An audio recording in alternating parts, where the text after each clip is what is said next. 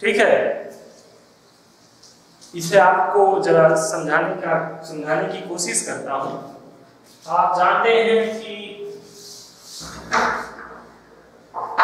आपसे पूछा जा रहा है कि 1 मीटर में कितने सेंटीमीटर ड्रॉप आएंगे? 100 सेंटीमीटर।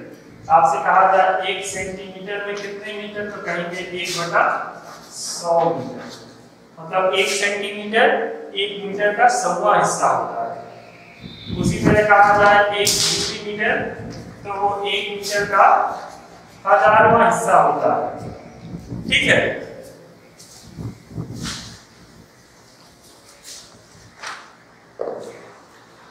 आपसे कहा जाए 1 माइक्रोमीटर, तो आप जानते हैं क्या होता है, वो 1 मीटर का 6 जीरो लगाएंगे। सैकड़ा, हजार, लाख, सैकड़ा, हजार, 10,000, लाख। एक माइक्रोमीटर कितना होता है, 1 मीटर का 1 करोड़वां हिस्सा होता है, छोटा। तो यहाँ पे आप देख रहे हैं 10⁻⁻15, मतलब ऊपर 1 लिखेंगे और नीचे 1 के बाद कितने जीरो बढ़ाएंगे, 15 जीरो। और कितना छोटा होता है प्रोटॉन, 1 मीटर के, अब इसे तो पढ़ नहीं सकते, 15 जीरो है, तो इतना छोटा होता है प्रोटॉन। सतत रूप से मतलब कंटिन्यूअसली प्रेजेंट होने वाला सबसे छोटा पार्टिकल है प्रोटॉन। वैसे प्रोटॉन से भी छोटे कई पार्टिकल होते हैं जो न्यूक्लियस के अंदर किसी शॉर्ट टाइम ऑफ ड्यूरेशन के लिए आते हैं और फिर खत्म हो जाते हैं, जनरेट होते हैं और डाई हो जाते हैं। लेकिन प्रोटॉन ऐसा सबसे छोटा पार्टिकल है जो कंटिन्यूअसली सतत रूप से उपस्थित रहता है। तो उसकी लंबाई की रेंज कितनी है, 10⁻⁻15। तो ये आप देखिए प्रोटॉन। ठीक है, प्रोटॉन किस रेंज का है, 10⁻⁻15 मीटर।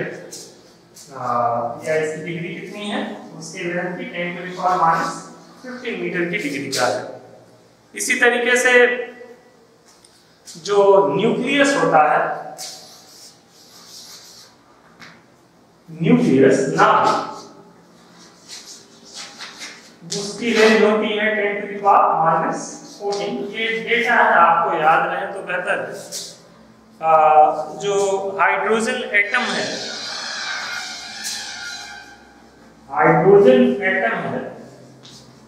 उसकी रेंज होती है 10⁻⁸ मीटर की। ठीक है, मतलब 1 माइक्रोमीटर से भी 1000 गुना छोटा। ठीक,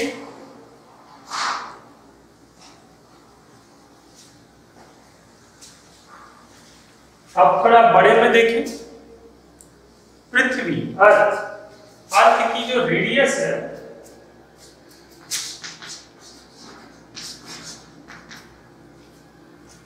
कितनी होती है, आप बताएंगे? देखिए, मेरे ख्याल से 6400 किलोमीटर, डेटा में कंफर्म नहीं हो तो शायद इतना ही है।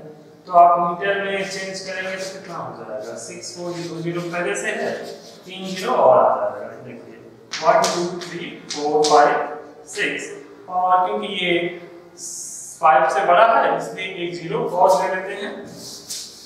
तो अर्थ की रेडियस 10⁻⁻7 मीटर के रेंज की होती है। उसी तरह एक और चीज जो आपको जाननी चाहिए वो ये है कि सूर्य से पृथ्वी की दूरी, डिस्टेंस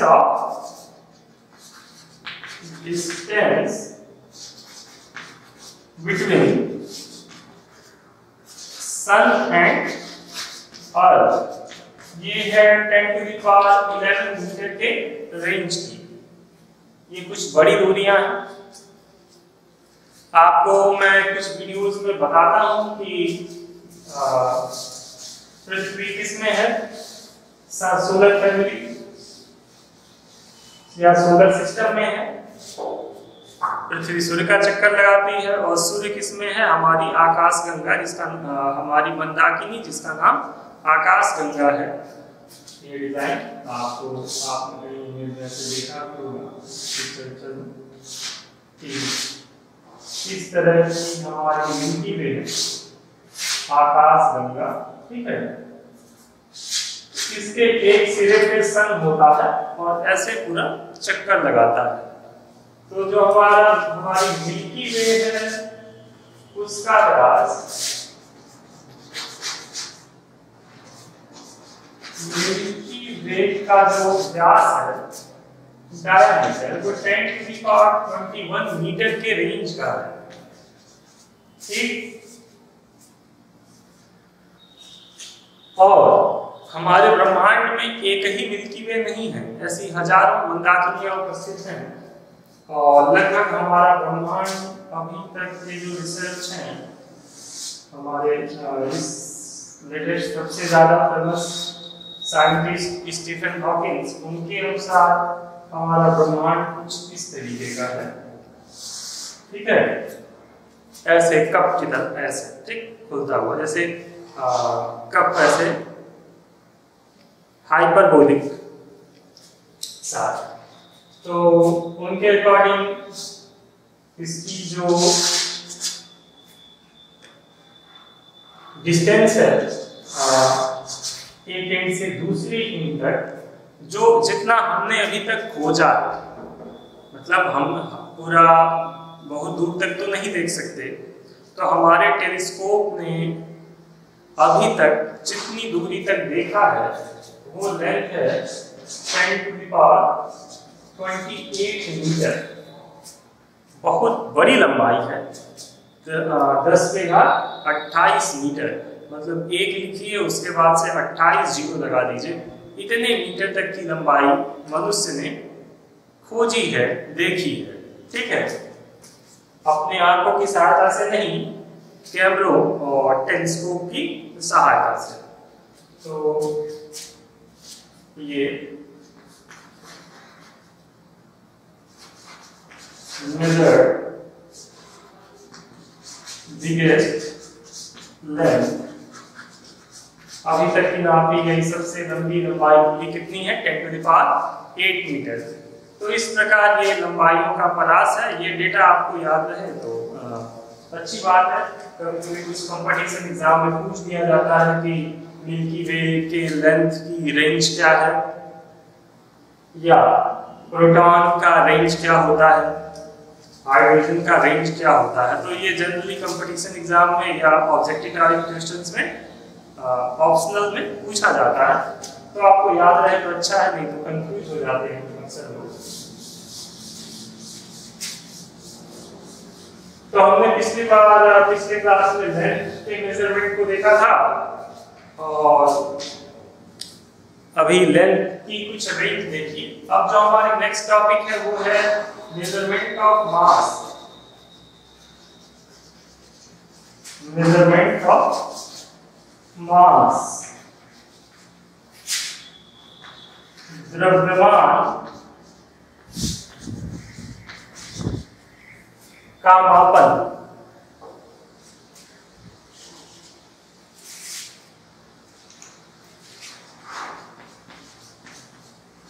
ठीक है, द्रव्यमान का मापन। द्रव्यमान, पहले तो ये प्रश्न उठता है कि द्रव्यमान क्या होता है। ऐसे प्रश्नों के उत्तर देने कठिन होते हैं, फिर भी हम इन्हें एक परिभाषा में बांधते हैं, कोशिश करते हैं। ऐसे प्रश्नों के उत्तर अलग अलग व्यक्ति या वैज्ञानिक अलग अलग तरीके से देना पसंद करते हैं। एक जो सबसे ज्यादा फेमस है वो ये है कि द्रव्यमान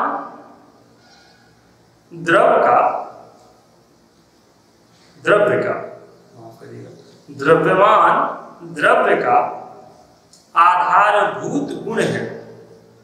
mass is the fundamental property of matter.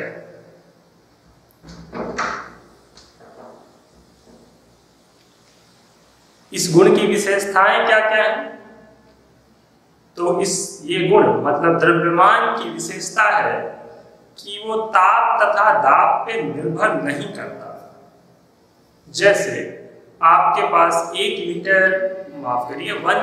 Water है, 1 किलो पानी है।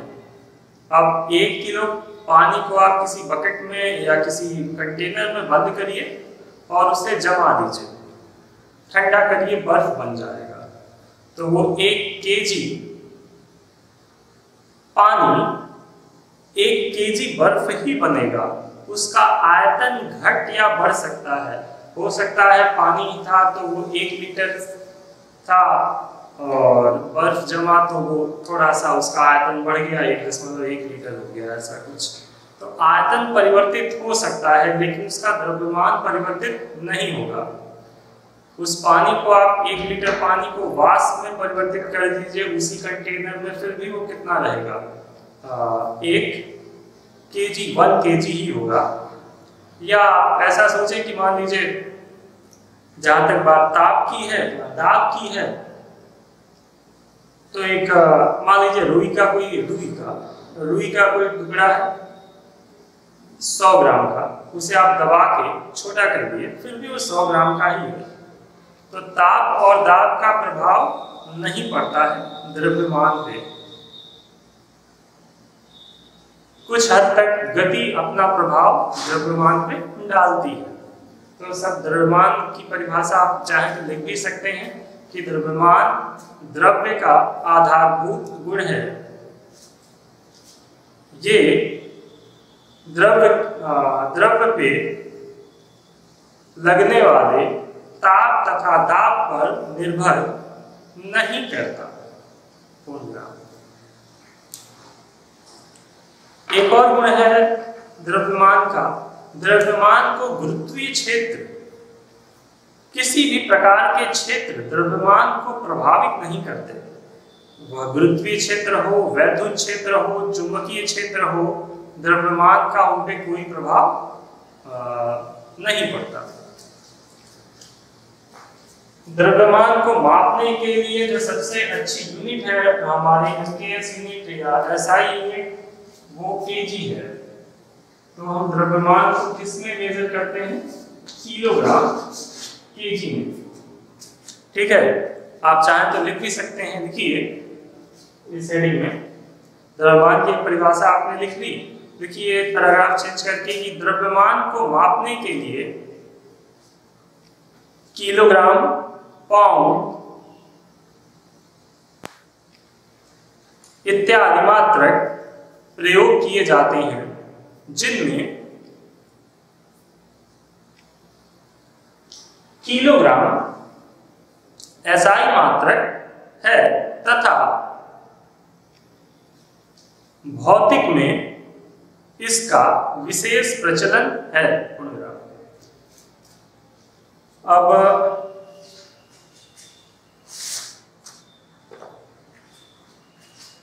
द्रव्यमान को मापने के लिए आप केजी का प्रयोग करते हैं।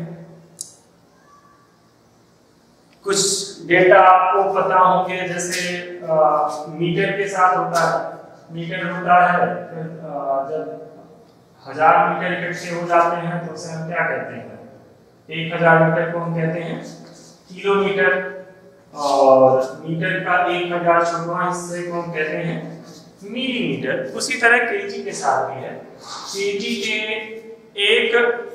1000वें हिस्से को हम कहते हैं ग्राम। 1000 ग्राम जब इकट्ठे होते हैं तो बनता है 1 किलोग्राम। ये चीजें आप जानते होंगे। और 1000 किलोग्राम जब इकट्ठे होते हैं तो बनता है टन। ठीक है, 100 किलो पे 100 केजी पे क्विंटल होता है और 1000 केजी पे टन होता है। तो ये द्रव्यमान के बड़ा मात्रक टन और छोटा मात्रक ग्राम। इनकी सहायता से लगभग हम सभी वस्तुओं के द्रव्यमान माप लेते हैं।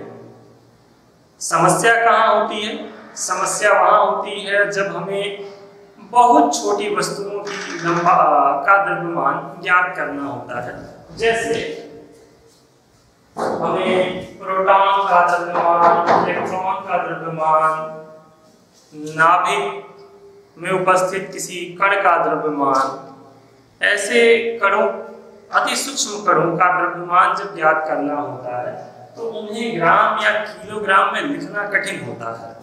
बार बार 10 टू द पावर वाले कंडीशन का यूज करना कठिन होता है, इसलिए उसके लिए एक अलग मात्रक है जिसे हम कहते हैं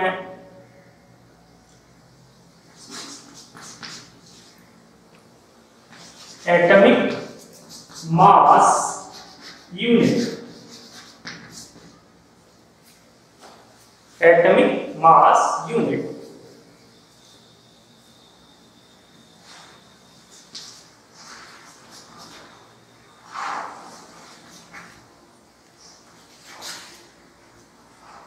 परमाणुीय द्रव्यमान इकाई। ठीक है, ये इंपॉर्टेंट टॉपिक है। एटॉमिक मास यूनिट परमाणुीय द्रव्यमान इकाई। इसमें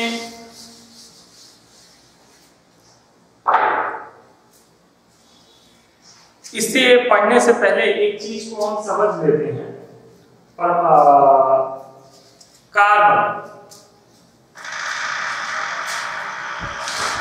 एक तत्व है जिसके बारे में आप जानते होंगे। कार्बन परमाणु क्रमांक 6, hydrogen helium lithium barium boron carbon. तो कार्बन सी से लिखते हैं, परमाणु क्रमांक 6 और परमाणु भार 12। ठीक है, कार्बन के कुछ समस्थानिक भी होते हैं, जैसे एक और होता है कार्बन 613, परमाणु क्रमांक 6, परमाणु भार 13। इसकी बात हम नहीं कर रहे हैं, जिसकी बात करते हैं C612 की। C612 मतलब एक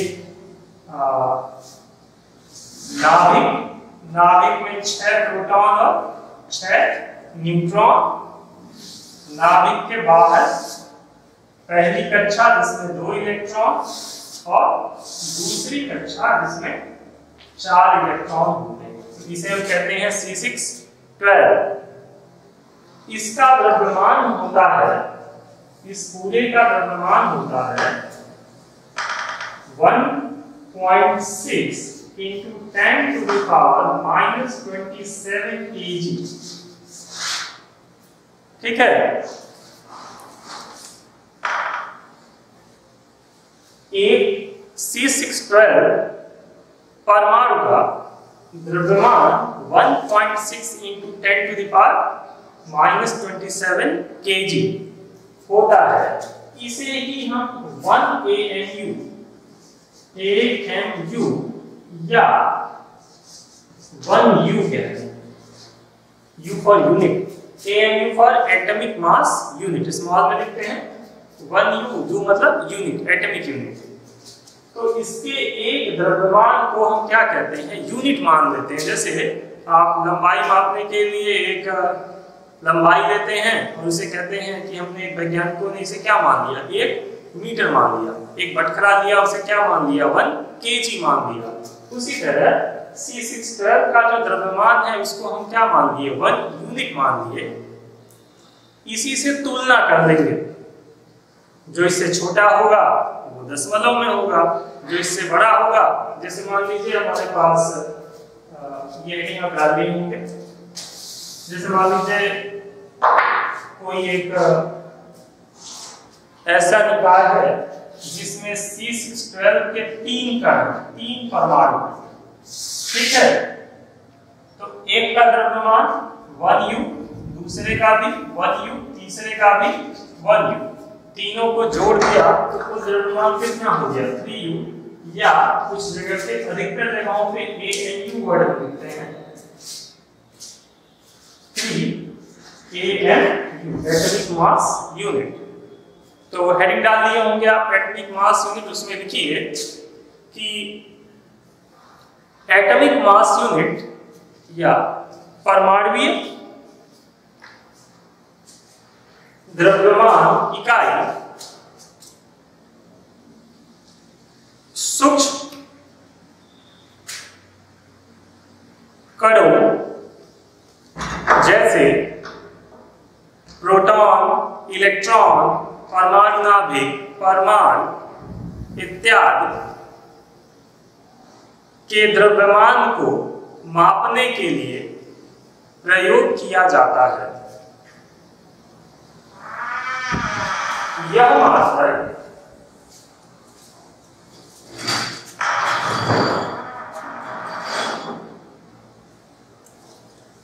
मात्रक कार्बन के समस्थानिक C612, ऐसे लिख लीजिए, ये 12 नीचे होना जरूरी है, C612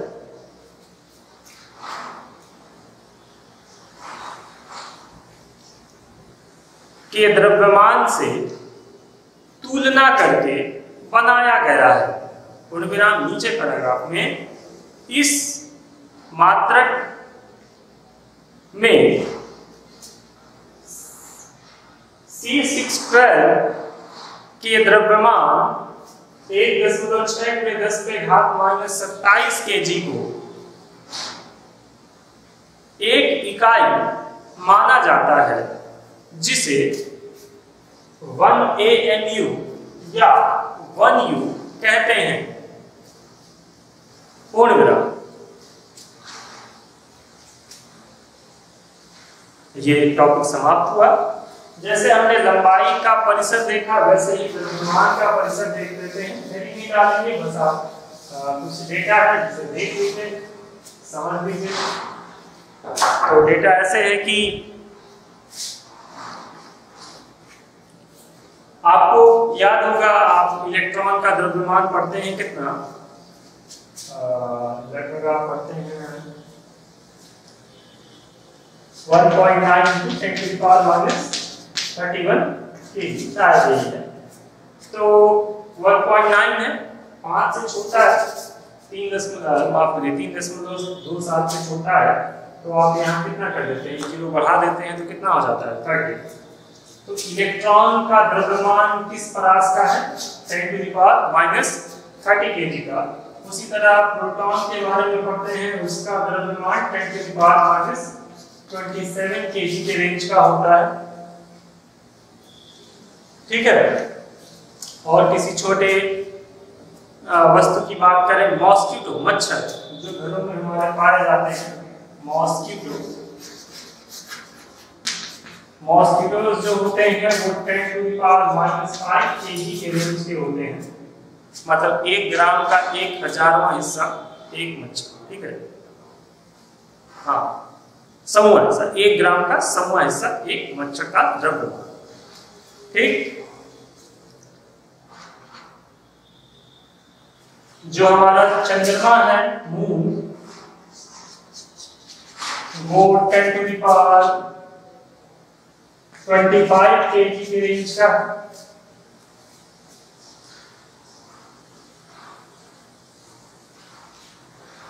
और इसी तरीके से जो हमारा सन है वो 10⁻30 kg के रेंज का है। अभी तक जो जितना ब्रह्मांड के जिस हिस्से को मनुष्य ने जिस हिस्से का अध्ययन किया है, उसका कुल द्रव्यमान लगभग, मतलब हमारे को अभी तक खोजे गए ब्रह्मांड के द्रव्यमान लगभग कुल द्रव्यमान कितना है, 10⁻50 kg। ये बहुत बड़ी संख्या है। मतलब आप एक के बाद 50 जीरो लिखें, फिर इकाई, दहाई, सैकड़ा, हजार पढ़ना शुरू करें, कंफ्यूज हो जाएंगे बीच में ही पढ़ते पढ़ते। 50 जीरो तक पढ़ने के लिए नहीं बनाया गया है इकाई, दहाई, सैकड़ा, हजार। तो 10⁻50 kg बहुत बड़ा द्रव्यमान है। तो हम मुख्यतः 3 राशियों के बारे में पढ़ेंगे, लंबाई, द्रव्यमान और समय। लंबाई और द्रव्यमान के बारे में हमने देख लिया। नेक्स्ट वीडियो में हम टाइम के बारे में डिस्कस करेंगे। उसके बाद से हम विमाओं का अध्ययन करेंगे। बुक पढ़ते रहें, कोई डाउट हो तो जरूर कमेंट करें। Thank you.